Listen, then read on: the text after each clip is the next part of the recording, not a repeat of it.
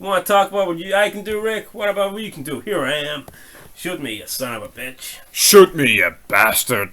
Better Angels, episode 12, season 2. Review, we're straight off the back of Big Dale meeting a bullet, meeting Mr. Mayhem. And then it seems like we have a time skip here.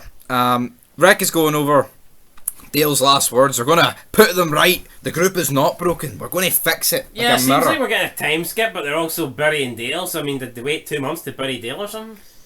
I mean, they kind of alluded to last episode that things were getting colder. Like, they were talking about moving them in here and all this stuff. But here, like, we have, like, Rick talking, giving a monologue here. Herschel's now allowing the group to stay. But during all this, we see T-Dog, Daryl, Andrea, and Shane, like, checking the perimeter and killing walkers. I didn't really get that. Like, what was it, the show? Like, we're trying to make the farm safe. I don't know. It just seemed it seemed very weird, to be honest. But well, I guess because that walker killed Dale, they were securing the perimeter. I know, but if there's a time skip, what the fuck? Like, she's not done that after. It definitely seemed like a time skip to me. One thing I will say, I like the fact that Rick has dropped the sheriff attire. It was fucking cringy. It lasted too long. I think that should have been, once they were out of Atlanta, that should have been dropped. Not when he wrote. I mean, Herschel's looking out on his farm, man. There's this guy carrying a boy with a fucking sheriff's hat on. He's like, damn. Just my sort of man. But yeah, we have Carl here. He says to Shane, he's guilt-ridden here. He says to Shane that he was the one that got Dale killed. Shane's like, come on, boy. Don't be silly. Go play with your daddy. But then, he basically says, no, it was me. I was there. I was at the swamp. I couldn't kill the walker. I was there, man. I couldn't kill it. I took Daryl's gun. Which, then Shane says, damn, can't blame yourself, man. I mean, go fuck Carl, like. And then he tells Shane not to tell Rick. And then what does Shane do? He goes and tells Rick. Was this the right decision by Shane? Well, I think Rick needs to know. Oh, he does. He needs to know. Not that he gave a shit. Like, no, he didn't really. He was too busy with Randall, and Shane offered to do the Randall thing. And I mean, I don't think Shane would have. What was Shane going to do? Kill Randall and Daryl? But no, Shane offered to take care of the Randall situation and go out with Daryl. But yeah, and Rick alludes to the fact. I need you here. Oh, it's gonna be done right this time. It's like, aye, but that was all your fault. You wanted to go 18 miles in 3 fucking quarters. It's almost like he's fucking blaming Shane and the fight between him and Shane. That's not what caused the last time. What caused it last time was Randall telling him he knew Maggie. And that changed the game plan. It wasn't because Shane and Rick got into a fight. Shane and Rick got into a fight because Rick basically said he wasn't going to kill him. I know. So even if Rick had to took Daryl with him last time, Rick would have brought him back. Yeah, exactly. Same outcome. Oh, I need a night to think about it. I need to sleep on it. So just very hypocritical for Rick at some points. Like here, he wants to honour Dale's words, and then next episode he says democracy's over. What the fuck's it gonna be? You know what I mean? Like, he literally does as many heel turns as the Big Show. Well, it's the Rick Show and Jericho. But yeah, Shane, after telling Rick that, he's like, you don't even care about Carl, man. You care more about that boy, Randall. Don't know what's going on with Herschel. What did Rick, Herschel do to fucking Randall in the back of that car while Glenn drove it home?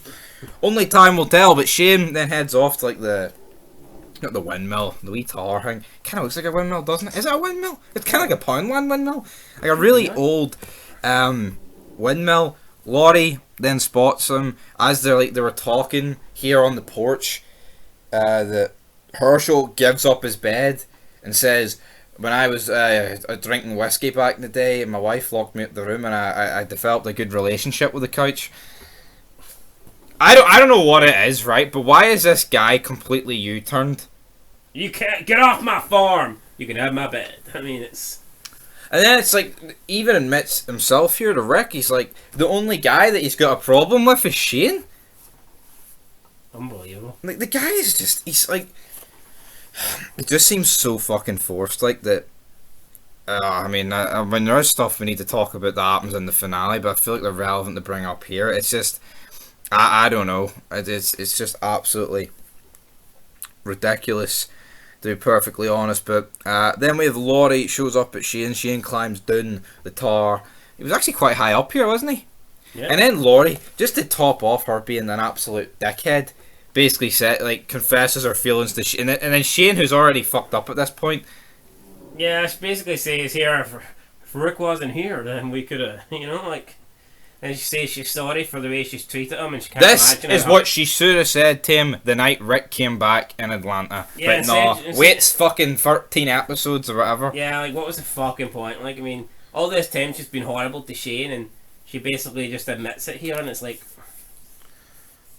too much has happened, like, you know what I mean? It's already. And this switches Shane's head. He's like, fuck it, I'm away to the barn. Damn it.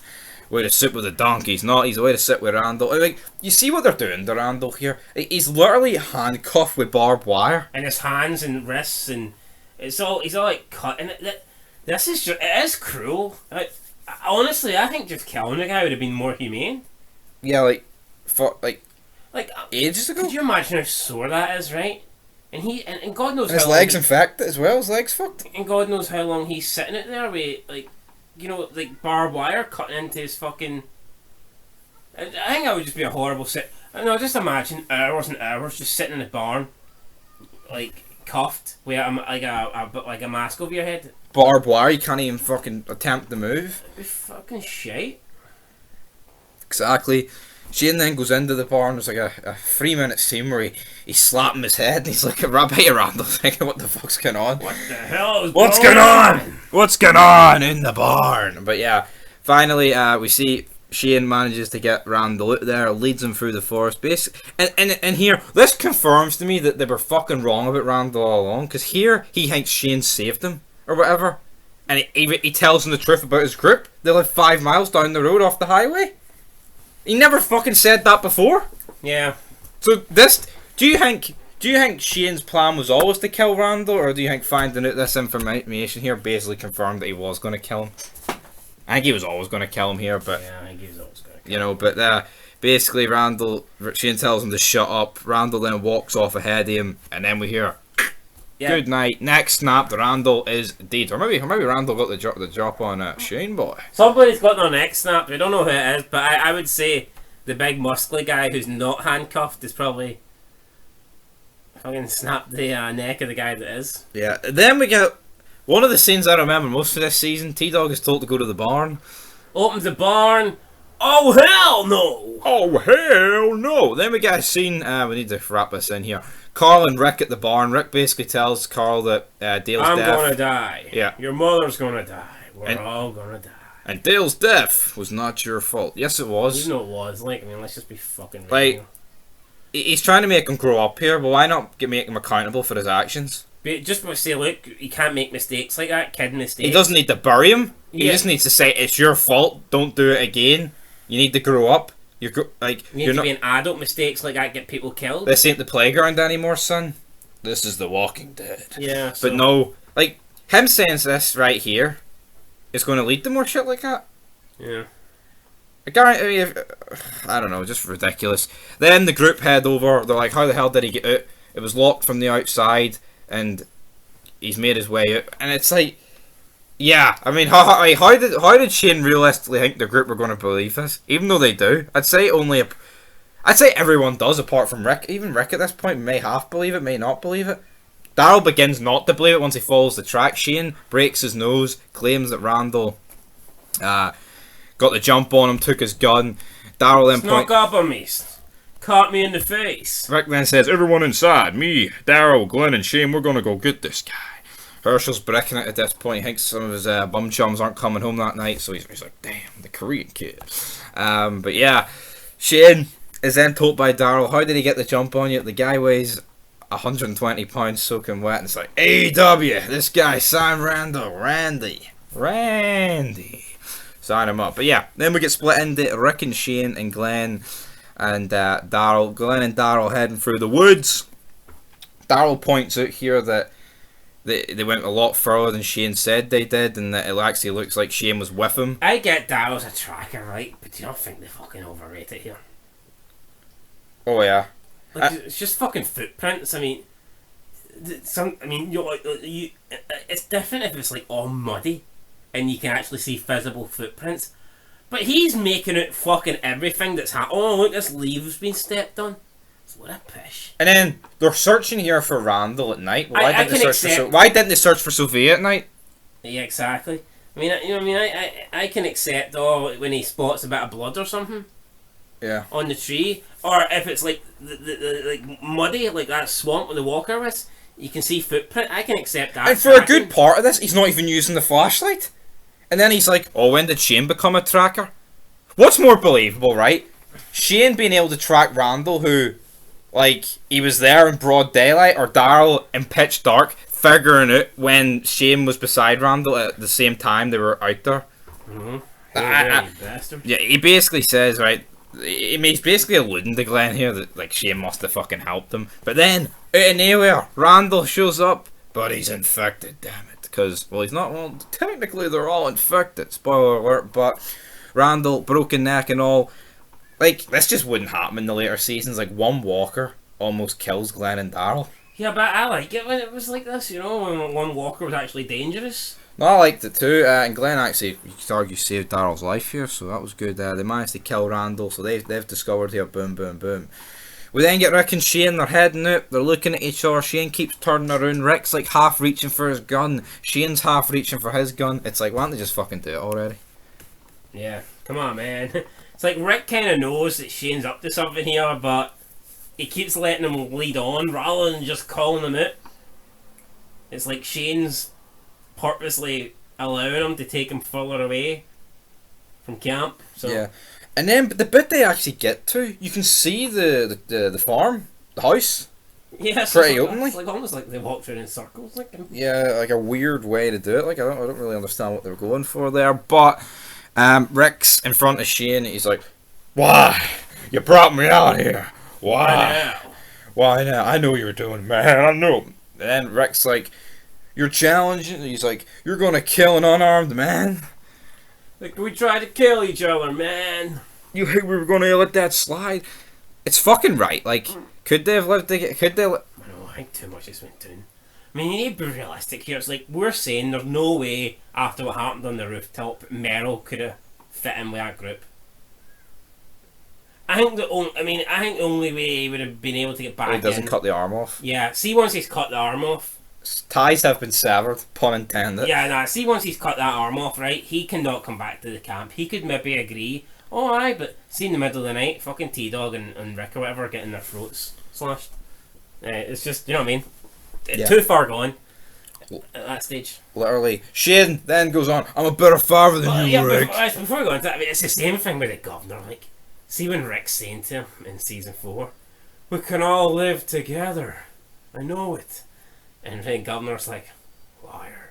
I mean, that is true, though, isn't it? I know, but that's another thing, right? No, but you know, just skipping ahead. How can Herschel say that to the governor and Rick, but yet he was borderline wanting Shane off his land? But yet governor at this point, they're like a war. He's killed people. Fucking kind of almost molested his daughter as well. Like, I mean, no fucking tortured Glenn. All this other shit, killed people of their own crews. Yeah, but Rick was pure fucking cutting that promo as if he genuinely believed it.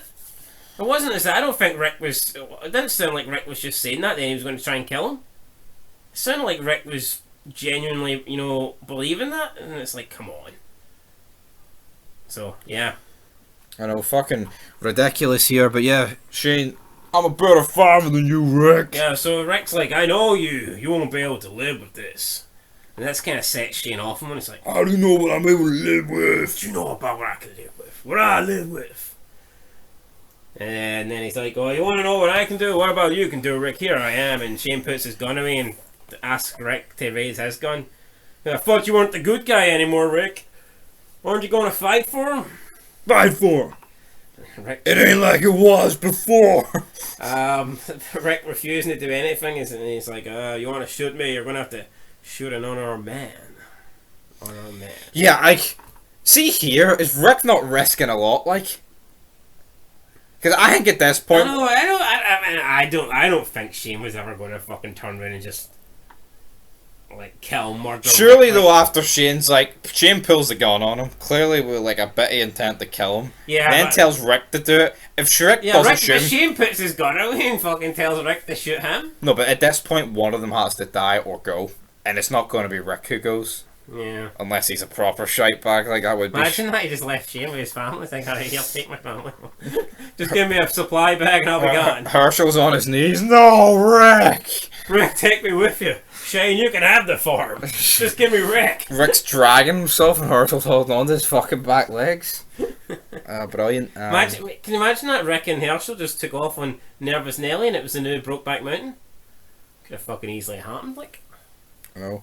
But then we get the finale, damn it. We get Rick continuing to talk to Shane. He's like, come on. Lower your guns. We're going to go back to the farm. Back to Lori. Back to Coral. And, I actually feel bad here because I feel like Shane's... Believing it? Yeah, I think Shane's going to put his gun down, like. Listen. It doesn't make... You can say what you want, right? It doesn't make any sense. See, someone could be like, oh... He's gonna wait till Rick gives him his gun, then shoot him. Rick's already fucking not in a good position. Shane's cocked and ready to go, and Rick's holding the gun the fucking wrong way around. I mean, if Shane wanted to, he would have just dropped them there. Yeah, like if you think of it, seeing 18 miles out, they've already put each other in worse scenarios in this. Rick left him, then came back. They were throwing each other down right beside zombies. Yeah. He threw a fucking wrench at him. But I don't think it's a case of as soon as Rick gave him the gun, Shane was going to shoot him. If he's going to shoot him, he'd just fucking shoot him. Exactly. But so Rick edges closer, gives Shane the gun, but pulls out his knife and stabs him in the heart as well. I mean, he didn't even this was an intentional kill by Rick. You can't say he was trying to disarm him or he was trying to deactivate the fucking tension or what I mean. This was a kill. No, definitely a kill. He's like, I'm sorry, and he starts. You did this to us. This was you, not me, not me. I mean, it was a really good scene. Like, I'm not gonna. He pulls the fucking knife out, and Shane's bleeding, and Rick's kind of like holding him and stuff like this. But I mean, Shane bleeds out pretty quick, don't you? Like 15 seconds, that's him dead. Yeah, I mean, yeah, in the heart. What I didn't like was the zombie cuts. When it was showing you zombies, like, oh, Shane's gonna turn. We didn't need that. Yeah, no, I think that would have been better if you didn't see that. Because then you would have thought, fuck Shane. You might not have thought he was coming back. You might have thought Randall, something, because it happened off screen for a reason. Obviously, at this point, you don't know. But that to me confirms, alright, they are all infected. Pretty much, like, they're not just showing that for no fucking reason. Yeah. Plus, okay, but like, so we move on. Rick's kind of turning around, and Carl's there with the gun. He's like, Coral, it's not what it looks like. Then Carl puts the gun up to Rick, and Rick's like kind of begging Carl not to shoot him. But then Carl pulls the trigger, but it was Shane. He shoots Shane, like reanimated and got up and was like right behind Rick. But again, if you've never seen the zombie cuts, you might have thought Carl was actually going to shoot Rick. Yeah. Exactly. That's what I'm on. Can you imagine if it never actually showed you Shane until the gun got pulled? Imagine it just showed you Carl aiming the gun at Rick. I know, because you obviously knew he was going to shoot Shane.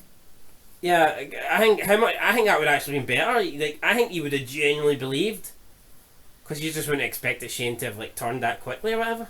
Yeah, I feel like this does take a wee bit away from that. Like, yeah, it was just done.